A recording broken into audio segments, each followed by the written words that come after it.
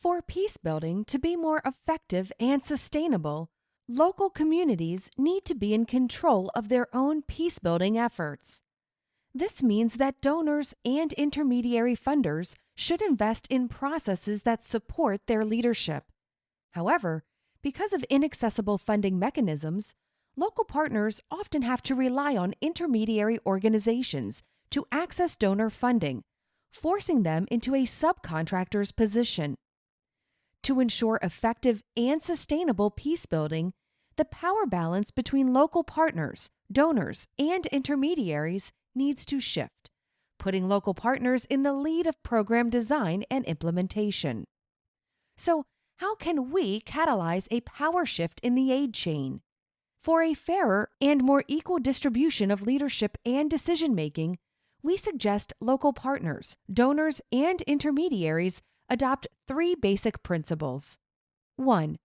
Partnerships reflect collective priority setting, co-design of programming, and encourage continuous reflection and adaptation. 2.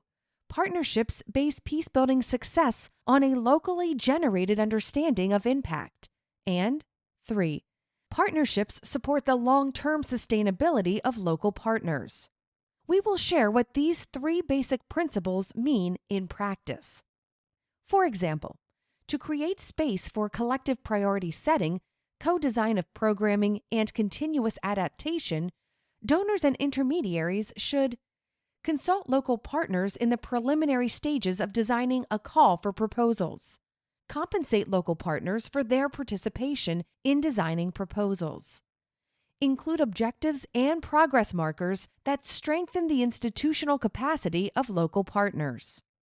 To base peacebuilding success or impact on local partners' context, donors and intermediaries should ensure that impact measurements are developed by people in the communities where peacebuilding efforts are taking place. Focus on measuring and understanding changes over the long term, including attitudes and behaviors. Create metrics to measure and evaluate the quality of their collaboration with the local partner, and hold themselves accountable to these objectives.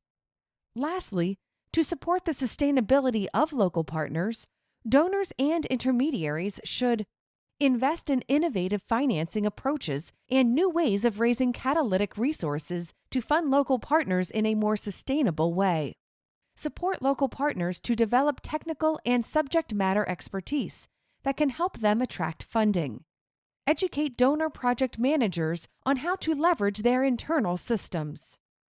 Most importantly, to transform aid partnerships, donors need to start piloting new approaches and feed their lessons learned into the ongoing thinking about adjusting the aid model, always in consultation with local partners and intermediaries.